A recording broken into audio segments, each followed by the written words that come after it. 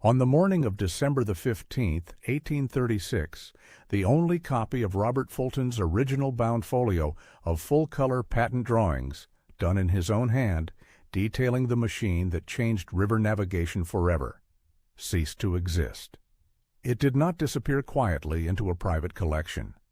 It did not sink into bureaucratic neglect in some forgotten storage room. It burned. Along with it went the technical specifications for nearly 10,000 other inventions registered with the United States government over the previous 46 years. Steam-powered machinery, textile processes, devices that changed the fabric of industrial life. Gone in a single night. And here is the detail that never quite sits right, no matter how many times you read the official account. The building that housed those records also housed the post office, which was at that very moment under active congressional investigation for fraudulent mail contracts. When investigators arrived, they found that the post office had somehow managed to save all of its own documents, every last one. The records under investigation survived. The records that belonged to everyone else, the inventors, the engineers, the people whose ideas built a republic, did not. Welcome to EPOCH RESET. I'm Elliot Carter, and what you just heard is not a conspiracy theory. It is the documented, sourced, verified opening paragraph of one of the strangest patterns in the entire history of the 19th century. A pattern involving fire, specifically fire that broke out at the exact places where the most inconvenient, the most irreplaceable, and the most politically sensitive records happen to be stored. Subscribe to this channel if you want to keep following the threads that the standard history textbooks decided were not worth pulling. And stay with me through this entire episode, because by the time we reach the final chapter, you will have heard something about the so-called ghost volumes of the 19th century that is going to make you look at the phrase "lost to fire" in a very different way. Before we go any further, I want you to do something simple. Think about what a fire actually destroys. Not just paper, not just ink. It destroys the ability to verify. It destroys the reference point against which later claims can be checked. When a library burns, the books that survive somewhere else in the world become the only books. When a patent archive burns, the only record of who invented what first becomes whatever the surviving parties claim it was. When a census register burns, the only record of who lived where, how many people existed in a given region, and what their names were, becomes whatever is reconstructed afterward, by whoever does the reconstructing. That is not a metaphor. That is a mechanism. And the 19th century used it repeatedly, in country after country, at precisely the moments when the question of who owned the land, who held the title, and who could prove what had become politically explosive. Let us start with the most famous case, because it is also the most instructive. The fire at the United States Patent Office on December the 15th, 1836, is well documented in congressional records, in the pages of the National Intelligencer, and in the subsequent Senate investigation chaired by John Ruggles. The inventory of losses reads like a catalog of a civilization's nervous system. 168 folio volumes of records, 26 large portfolios containing approximately 9,000 drawings, 7,000 physical scale models of inventions. The total loss, as Senator Ruggles reported to Congress, represented 50 years of American invention, the complete documented history of what the young republic had built and designed and conceived from the very beginning of its patent system in 1790 through to the summer of 1836. Now, the official explanation is not implausible. Post office workers, ending a long shift, gathered hot ashes from the building stoves and placed them in a wooden box stored in a basement that also held firewood for the adjacent patent office. Live embers smoldered through the box overnight and ignited the wood. No one was identified as responsible. The fire was ruled accidental. Case closed, as the record goes. And it is worth noting something that the Senate investigation itself acknowledged. The building in question, Blodgett's Hotel on East Street Northwest, had been housing these national records since 1810, when Congress authorized the Patent Office to use it alongside the Post Office. It was a repurposed hotel. It was not a government building purpose-built for the protection of national archives. It had no fireproof storage rooms. It had no systematic fire suppression capability. The local fire brigade that responded that night, according to contemporary accounts in the National Intelligencer, and as later reported in the historical work by Kenneth Dobbins on the early Patent Office, was overwhelmed by the scale of the blaze and lacked both the personnel and the equipment to contain it. By the time the sun rose on December the 16th, the damage was total. But here is what the record also shows, and this is where the story gets genuinely uncomfortable. The Patent Office at that precise moment was in the middle of a legal and administrative transition. The Patent Act of 1836, passed on July the 4th of that year, just 5 months before the fire, had fundamentally changed the patent system for the first time in its history. Under the old system, patents had simply been granted on request, with no examination process. Under the new law, they would be rigorously examined for novelty. This meant that for the first time, the existing archive of patents was not just a historical record. It was the legal baseline against which all future claims of invention would be measured. Destroy the baseline, and you create a landscape in which prior art cannot be proven, in which the legitimacy of future patents cannot be challenged with reference to earlier work, and in which the entire competitive landscape of American industry resets itself at a moment when industrial power was becoming synonymous with national power. Is that what happened? The honest answer, the only defensible answer, given the available evidence, is that we cannot confirm it. What we can say is this. Of the estimated 9,957 patent records destroyed, only 2,845 were ever reconstructed. The reconstruction method relied entirely on inventors voluntarily resubmitting copies of their own original patents, which means the resulting record reflects only what those inventors chose to resubmit. As the official history maintained by the United States Patent and Trademark Office acknowledges, the remaining approximately 7,000 patents are, in the office's own words, missing in action. 7,000 inventions gone. And to this day, some researchers hunting through private family archives and state repositories still occasionally surface one of these lost documents, a fact that suggests the fire did not in itself end the story. Someone, somewhere, always kept a copy. The question is always, of what and for whom? There is one more thread from the 1836 fire that I want you to hold on to as we move forward. The fire occurred in December. The Patent Act reforming the entire examination system had been signed into law in July of that same year. 5 months. That is how long the new system, the one that made the existing archive the legal foundation of all future patent determinations, was in effect before the archive ceased to exist. In the aftermath, Congress passed the Patent Act of 1837, appropriating $100,000 for the reconstruction effort. The reconstruction process ran for over a decade. By 1849, it was discontinued, having spent $88,237.32 according to the official record.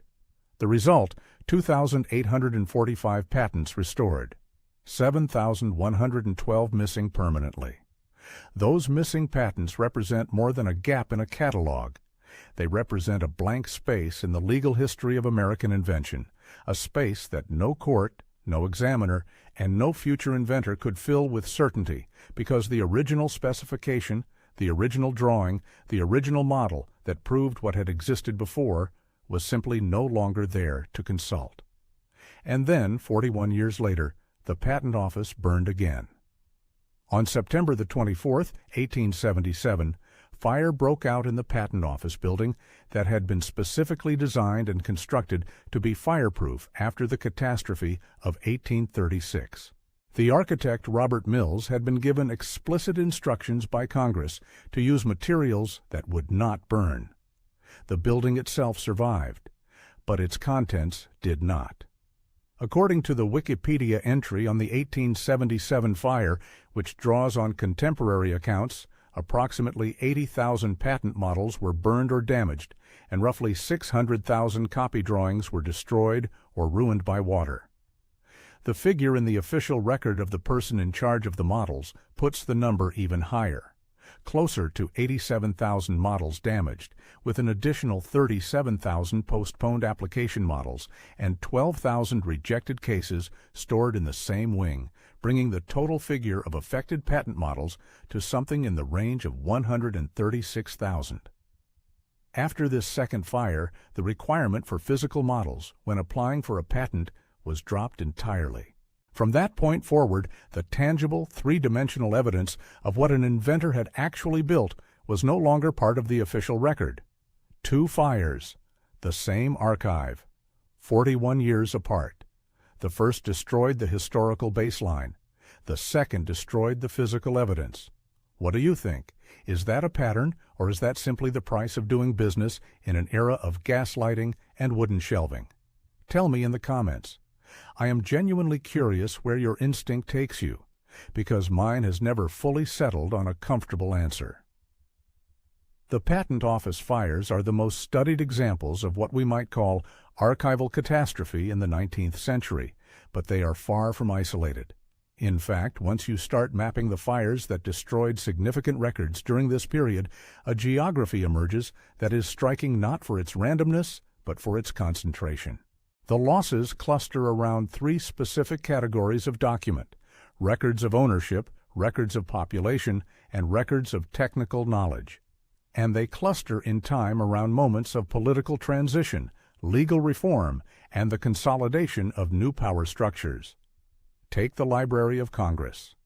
On Christmas Eve, 1851, a fire broke out in the library's main room at approximately 7:30 in the morning. By the time it was extinguished, approximately 35,000 volumes had been destroyed, roughly 2/3 of the entire collection. Among the losses was most of Thomas Jefferson's personal library, which he had sold to Congress in 1815 to replace the collection burned by the British in 1814. Jefferson had sold 6,487 volumes to the government for $23,950.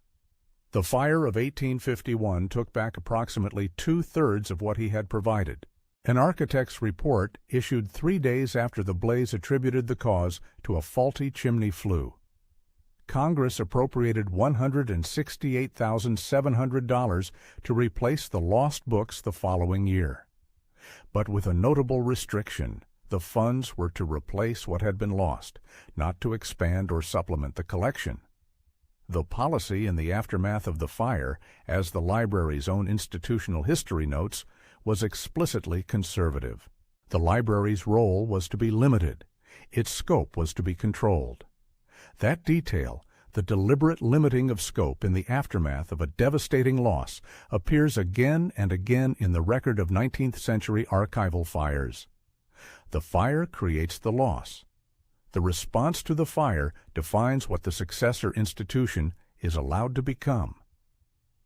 In several of the cases we will examine today, the rebuilt archive was smaller, more restricted, and less comprehensive than what had existed before the flames. And in each case, the official explanation for that restriction was practical. There was simply not enough money, not enough space, not enough time to reconstruct everything. Which is, of course, true. But practical constraints and political intentions are not mutually exclusive. A fire can be genuinely accidental and still be extraordinarily convenient for people who were already looking for a way to reshape what the public record would contain. There is something specific about the books that burned in the 1851 Library of Congress fire that makes the loss feel even more pointed when you look at the catalog that survived. Thomas Jefferson had organized his personal library, the collection that Congress purchased in 1815, according to a philosophical framework derived from the English thinker Francis Bacon. Jefferson divided human knowledge into 3 great faculties: memory, which he associated with history, reason, which he associated with philosophy, and imagination, which he associated with fine arts. Within those broad categories, he had assembled 6,487 volumes covering virtually every field of serious inquiry available to an 18th century reader: law, science, architecture, geography, mathematics, natural history, classical languages, modern languages, politics, economics. The collection was, by any measure, the most comprehensive private library in America at the time Jefferson sold it to Congress. When 2/3 of it burned on Christmas Eve, the volumes that disappeared were not randomly distributed across those categories. Legal records, government documents, the kind of foundational reference material that scholars and legislators needed to understand the precedents and frameworks within which American law and policy operated, these were among the most devastating losses. The catalog exists. The objects do not. That is the ghost volume problem in miniature, playing out at the highest possible level of national significance. The Library of Congress fire of 1851 raises a question that the record does not fully answer. The building, housed in the Capitol, had already experienced fires in 1825, documented in congressional records. The risk was known. The chimney flue that caused the 1851 fire had presumably been in use for some time before the Christmas Eve blaze. As the account in the National Era, an African-American newspaper based in Washington, reported the following week, all of the city was described as intensely shaken by the calamity. The firefighters, having responded to a large blaze the previous night, arrived slowly. The result was a loss that the same newspaper called a national calamity. What followed was a period that historians of the library describe as deliberate contraction, a philosophical retreat from the idea of a comprehensive national library. It would take until the 1880s and 90s and the construction of the grand Thomas Jefferson building specifically designed to be fireproof before the Library of Congress would begin to expand into anything resembling its modern scope. The building that opened in 1897 was built with fire safety as its central architectural principle, a belated acknowledgment 36 years after the 1851 disaster, that perhaps the previous arrangements had been inadequate in ways that should have been addressed far sooner. Now I want to take you to Birmingham, England, on the morning of January the 11th, 1879. That date appears in the archives of Birmingham's Central Library as one of the darkest in the institution's history. The library, which had opened in 1865, was in the process of having an extension built when fire broke out and ripped through the building, destroying the majority of what contemporary accounts described as 50,000 books in the reference library. A contemporaneous account from the Birmingham Press, quoted in the institution's own historical records, described the event as follows. The loss was so complete and absolute that it was hardly possible to realize what had happened. Among the specific losses that historians have catalogued was the manuscript containing the Coventry Mystery Plays, a medieval dramatic cycle of enormous literary and cultural significance, representing a tradition of religious performance that had been central to the life of English towns for centuries. What survived from the manuscript collections was a handful of items, notably the Guild Book of Knowle, a 15th-century illuminated manuscript, which reportedly survived because someone physically carried it out of the burning building. One item saved by an act of individual courage.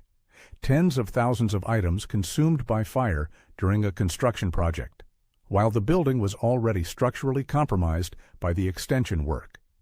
The library was rebuilt and reopened in 1882. What it contained when it reopened was not what had been there before. Manuscripts that had accumulated over centuries, some dating to the medieval period, were simply gone. The civic record of one of England's great industrial cities, a city that had been at the absolute center of the Industrial Revolution, had a hole burned through its historical memory at precisely the moment when questions about land use, labor conditions, and the legal history of property in the region were becoming politically urgent in ways they had not been before. If you are finding these cases thought-provoking, this is exactly the right moment to subscribe to EPOCH RESET. Every episode follows the same methodology: documented facts, sourced claims, and the kind of questions that the standard account leaves sitting on the table without answers. We do not tell you what to think. We show you what the record contains and what it does not contain, and we let you sit with the gap.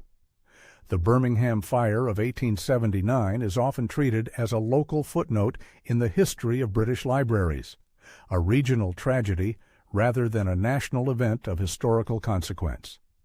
But Birmingham was not, in 1879, a minor city with minor records. It was one of the great engines of the Industrial Revolution. Its workshops and foundries had been producing the hardware of empire for decades. The civic records of Birmingham were, in a very real sense, the records of how industrial capitalism had actually organized itself on the ground, who owned which properties, which streets had been built, when and by whom, what the legal history of the city's rapid expansion looked like in its original documents, rather than in the summaries and digests that survived it. The loss of 50,000 reference volumes in a city that was mid-construction, mid-transformation, mid-negotiation between old land claims and new industrial uses was not simply a cultural loss. It was an evidentiary loss at a moment when evidence about the past was precisely what competing interests in the city's future needed to resolve their disputes. Now the Birmingham fire could be explained entirely by the disruption caused by the construction work. Scaffolding, altered ventilation, disrupted fire precautions, the accumulated combustible materials of a building mid-renovation. That is a credible account. It is also the case that the timing was remarkably poor for the city's historical record. The honest position is that both things can be true simultaneously. The fire may have had a mundane physical cause and still have produced outcomes that served interests that had every reason to want certain records to disappear. We cannot confirm intent. We can observe consequence. What the pattern across the Patent Office fires, the Library of Congress fire, and the Birmingham Library fire begins to suggest, and I want to be precise here because the word suggest carries exactly the weight I intend, is a structural vulnerability in the way that 19th century societies stored their most important records. They stored them in single locations. They did not make systematic copies. They did not distribute the archive across multiple sites, and they stored them in buildings that were heating themselves with open flames in rooms lined floor to ceiling with the most flammable material known to human civilization. Every one of these fires was, on the level of physical causation, entirely predictable. The question that haunts each case is not how the fire happened. It is why nothing was done to prevent it, despite the fact that everyone involved already knew that open fires in paper-filled rooms were catastrophically dangerous. This is where the investigation takes a turn that I think is genuinely underappreciated in the popular history of the 19th century. Because what we have been discussing so far are famous fires, cases that appear in reference books, that historians have studied, that generated congressional investigations and newspaper accounts. But there is another category of loss that is in some ways more troubling, because it is harder to track. It exists in the space between what catalogs say existed and what can actually be found today. Researchers who spend time in 19th century archival records have a phrase for this phenomenon. They call them ghost volumes. A ghost volume is a book or a report or a set of documents that appears by name in an earlier catalog. You can read the title, sometimes a description, occasionally even a summary of contents, but which has no surviving physical copy anywhere in the world. The catalog entry exists. The object does not. And the most common explanation given for this absence, when any explanation is given at all, is fire. The volume was among those lost in the fire of such and such a year. The fire is presented as a full stop, the end of an inquiry. What is rarely asked is, what was in that specific volume, and who specifically would have been affected by its disappearance? Consider the case of the United States Census records. The census of 1890 was, as researchers at the National Archives have documented extensively, one of the most detailed population surveys the American government had ever attempted. It was the first census to use punch cards and an electrical tabulation system, a technological leap that allowed for a level of demographic granularity that previous censuses could not approach. It captured information about immigration at a moment when the composition of the American population was changing at a rate that had political implications in virtually every major city. And it documented with specificity that earlier records had lacked the distribution of Civil War veterans and their widows, information with direct bearing on pension entitlements and political mobilization. It also documented patterns of internal migration that no previous federal record had captured at this level of detail. Which communities were growing, which were shrinking, where the populations dispossessed by the rapid industrialization of the 1880s had actually gone. This was, in short, a record of social transformation that anyone trying to understand or contest or navigate the politics of the 1890s would have found invaluable. And it was stored, this is the detail that still strikes historians who study it, outside the fireproof vault in the basement of the Commerce Building, stacked on pine shelves in the corridor leading to the boiler room. Not in the vault, outside it. As the National Archives' own account of the event describes, the 1890 census was, in the words of one source, first in the path of the fireman. On January the 10th, 1921, which falls just outside our 19th century frame, but is the direct continuation of a pattern established within it. A fire broke out in the basement of the Commerce Building in Washington, where the 1890 census was stored.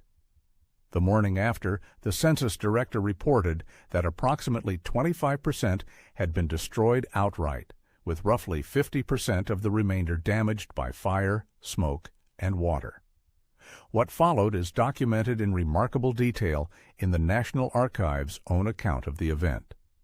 The surviving records were moved to temporary storage, neglected for over a decade, and then, in 1933, the day before Congress laid the cornerstone for the new National Archives building, quietly authorized for destruction.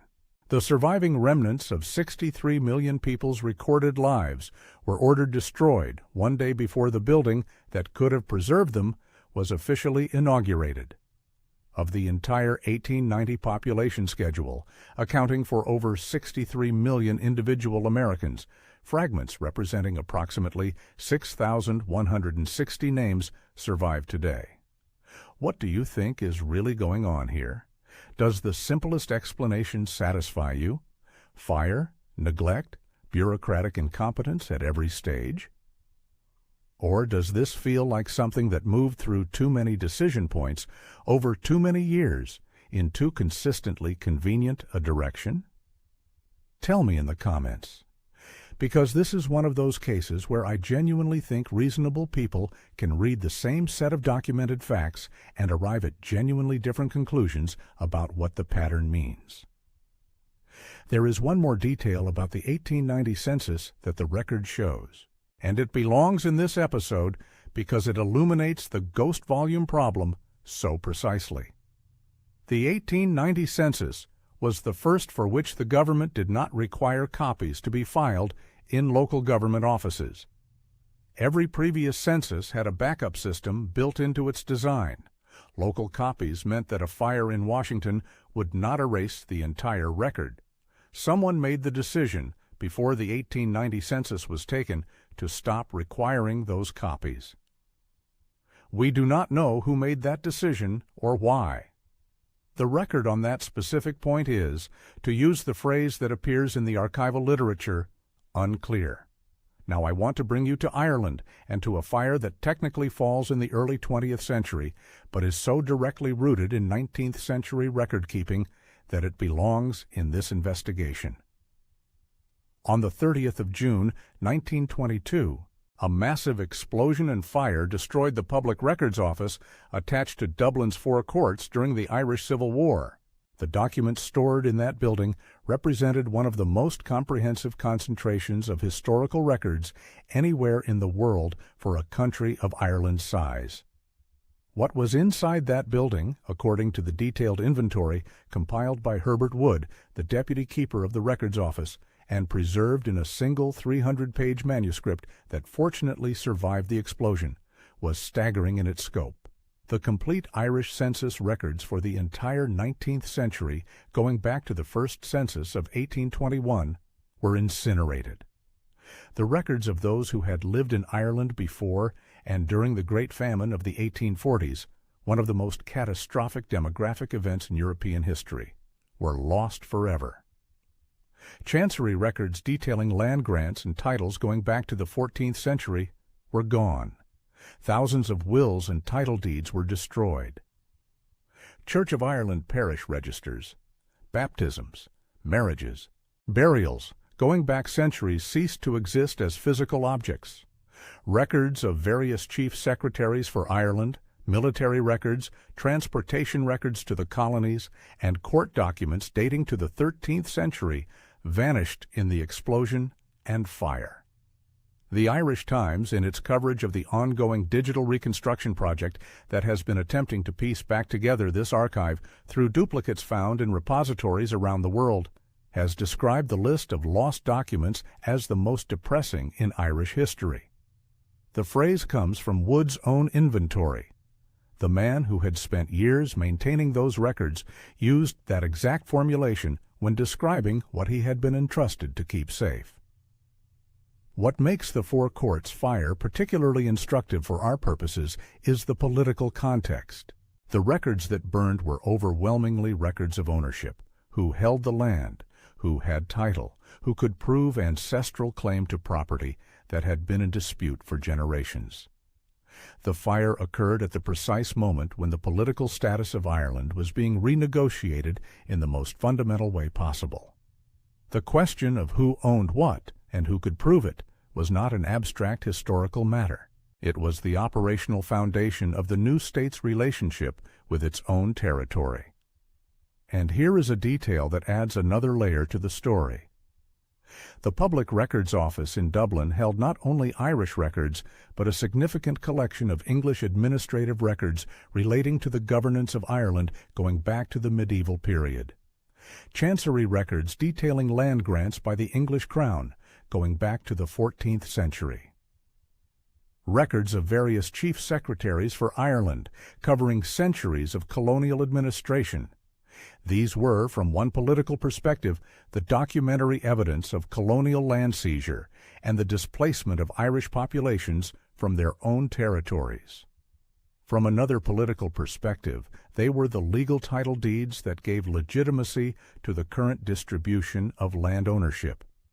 Either way, their existence was politically charged, and their destruction in the context of a civil war that was itself, at its deepest level, a war about the terms of decolonization, carries a weight that purely accidental explanations do not fully account for. The explosion that destroyed the building was caused by anti-treaty forces who had stored munitions there. Whether the destruction of those particular records was foreseen, intended, or simply the consequence of military decisions made without full regard for their archival implications, the record on that specific question is genuinely unclear, and historians continue to debate it. Now, the Four Courts fire occurred in the context of armed conflict, and the anti-treaty forces who occupied the building bear direct historical responsibility for the explosion that destroyed it. That is not in dispute. What is worth holding in mind, however, is that the effect of the fire on the historical record of land ownership and civil administration in Ireland was, regardless of the political intentions of anyone involved, as comprehensive as if it had been specifically designed to produce exactly that effect. The result was that an entire society lost the documentary infrastructure through which competing claims about the past could be adjudicated. In the absence of those records, whoever controlled the reconstruction of history, whoever determined what the successor documents would say, held a kind of power that no army could have conferred. The Beyond 2022 research project, a major academic initiative based at Trinity College Dublin, has been attempting to reconstruct what was lost by hunting through duplicates and copies scattered across archives in Ireland, the United Kingdom, and the United States. At the time of reporting, researchers had already identified at least 200 volumes of transcripts in various locations, and 300 bundles of documents that had been saved from the fire and stored in the National Archives for nearly a century without being fully examined. The historian Peter Crooks, one of the project's leads, described the results of the reconstruction effort as astounding, far more complete than anyone had expected. Which raises its own quiet question. If so much could be found in other repositories, did the people who depended on those original records in the years immediately after the fire know that? And if they did not, who benefited from the assumption that everything was gone? We come now to the question that sits underneath every case we have examined, and it is the most important question of this entire episode. It is not whether any specific fire was deliberately set. For most of the cases we have covered, the evidence points toward physical accidents with identifiable mundane causes: faulty chimney flues, improperly stored ashes, the hazards of construction work, the ignition of materials stored carelessly in basement rooms. The question is not whether these fires were lit on purpose. The question is something more structural, more difficult, and ultimately more unsettling. Why were records of this importance stored in ways that made their total destruction so predictable, so easy, and so complete? Go back to the Patent Office fire of 1836. The building had no fireproof storage. The Patent Office had not made official duplicates of its records.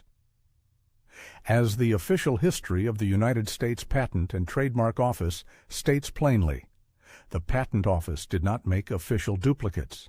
This was not an oversight born of ignorance.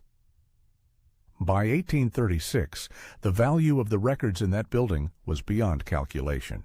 They represented, as Senator Ruggles told Congress, 50 years of American invention.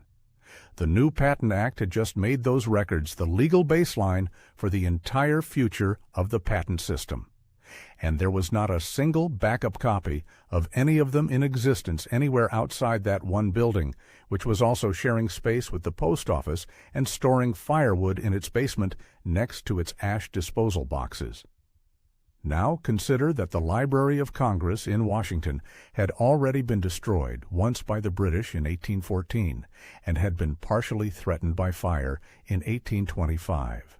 Despite these experiences, the building that held the collection in 1851 was still being heated by a chimney system that an architect would later describe as faulty. And no systematic program of fire protection had been put in place in the 37 years since the first destruction. The knowledge that fire was a mortal threat to the collection was embedded in the institution's own founding story. And yet the collection was stored as if fire were not a threat that required active mitigation.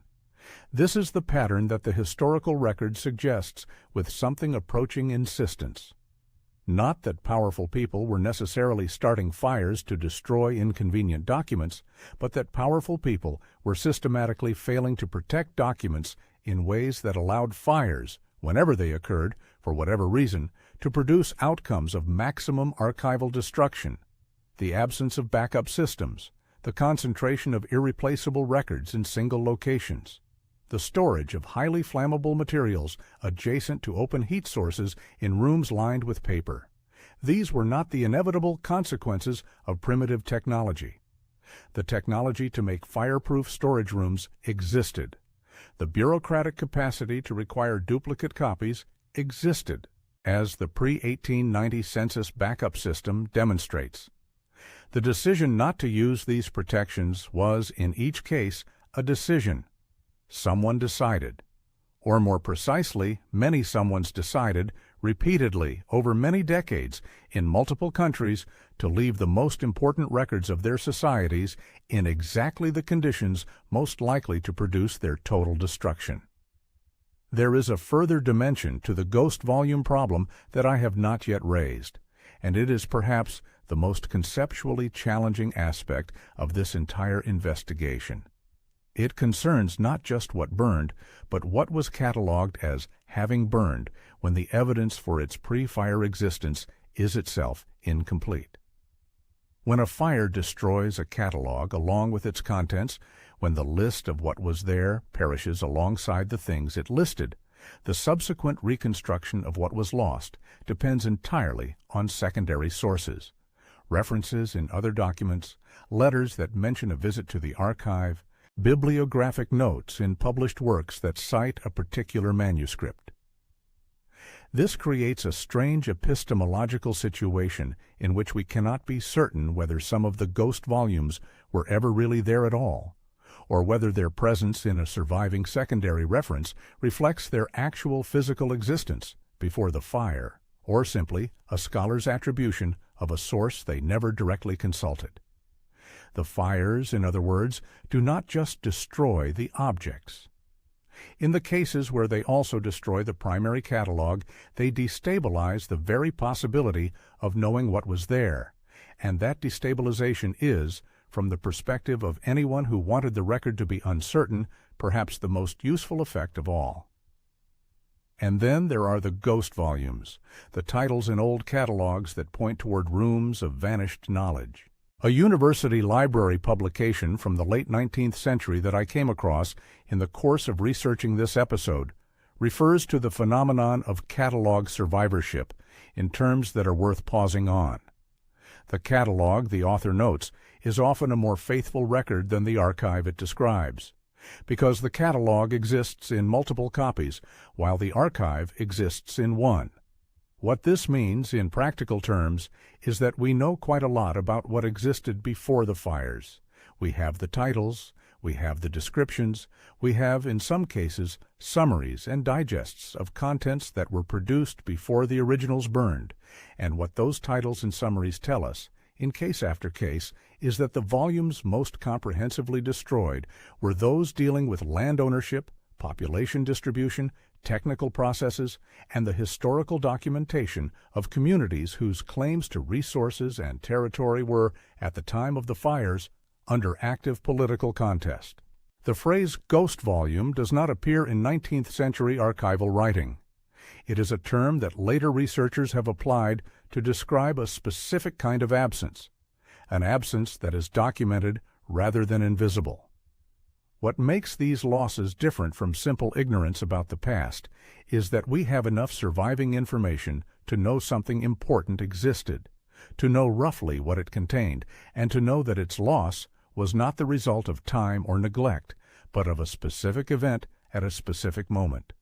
The fire becomes the explanation that forecloses further inquiry, lost to fire, as if fire were a destination, as if fire were the end of the story, rather than a chapter in it. But what the investigations we have conducted in this episode suggest is that fire is never really the end of the story. It is a hinge point. Everything before it is the world as it was. Everything after it is the world as it was allowed to be reconstructed. The question that the ghost volumes keep posing, in their silent way, is simply this: who did the reconstructing and whose interests did the reconstruction serve? This is not proof of a grand coordinated conspiracy. The historical record does not support that interpretation, and anyone who offers it to you as proven fact is going further than the evidence allows. What the record does support, what it actually demonstrably, verifiably shows, is a consistent and repeating pattern of catastrophic loss concentrated in categories of documents that had political and economic value to precisely the people who held the power to fail to protect them. That is a different claim, and it is a harder one to dismiss because it does not require anyone to have planned anything. It only requires that the people responsible for protecting the archive had reasons, conscious or not, to allow the risk of its destruction to remain unaddressed. The phrase that the researchers use, lost to fire, functions in historical writing as a kind of grammatical period. It ends inquiry, it closes the file, it converts a process, the process by which a record came to not exist, into a passive description of an unfortunate outcome, like weather or accident. But fire does not choose what to consume. Fire consumes what is placed in front of it, in conditions created by human decisions over years and decades. When we say a record was lost to fire, we are describing an endpoint. The investigation that this episode has been trying to conduct is about the path that led to that endpoint, the decisions, the omissions, the structural arrangements, the political contexts that ensured that when fire came, as it inevitably did in an age of open flames and paper walls, the maximum possible damage would be done to the maximum possible number of the most consequential records. I want to leave you with one final image from the Four Courts fire of 1922 because it is one of the most striking descriptions I have encountered in any archive. Ernie O'Malley, the anti-treaty officer who was present when the explosion occurred, wrote afterward about watching what he called leaves of white paper fluttering up and down against the black mass of smoke rising from the building. He described them as looking like hovering white birds. Hundreds of years of recorded Irish history, becoming white birds over Dublin, drifting away on the wind. A 300-page manuscript of inventory survived to tell us what those birds had been. But the birds themselves were gone. If this episode raised questions that you think deserve answers, or if you have come across your own examples of 19th century archival fires that fit the pattern we have been examining today, I want to hear from you. Leave a comment below. Tell me which case struck you hardest. Tell me where you think the line is between negligence and intention. Tell me whether you think the ghost volumes matter, or whether you believe the official record is complete enough. This channel exists for exactly this kind of conversation, and I read every response. If you are not yet subscribed to EPOCH RESET, now is a genuinely good moment. The next episode continues this investigation into the information architecture of the 19th century, and what you hear there will change how you read the archives we do still have. The fires of the 19th century did not happen in isolation from the political and economic history of the century. They happened inside that history, at its pressure points, in its contested territories, at its moments of transition. Whether that was coincidence or consequence, the effect on what we know and what we can prove about that period is the same either way. The archive that survived is the archive that was allowed to survive. And the archive that burned is the archive we are still, in case after case, attempting to reconstruct from titles and catalogs and summaries and secondary sources, and the odd volume that an employee happened to take home to read the night before the fire. One volume survived the Patent Office fire of 1836. 1. Volume 6 of the Repertory of Arts and Manufactures from 1794, which an employee had secretly taken home. It survived because it was not in the building. Everything that was in the building did not survive. That single fact, the accident of one book's absence, is, depending on how you read it, either the most random detail in this entire story or its most precise summary. The record that exists is the record that was not there when the fire came. Think about what that means for what we believe we know about the world that those fires erased. I'm Elliot Carter. This has been EPOCH Reset. The case file remains open.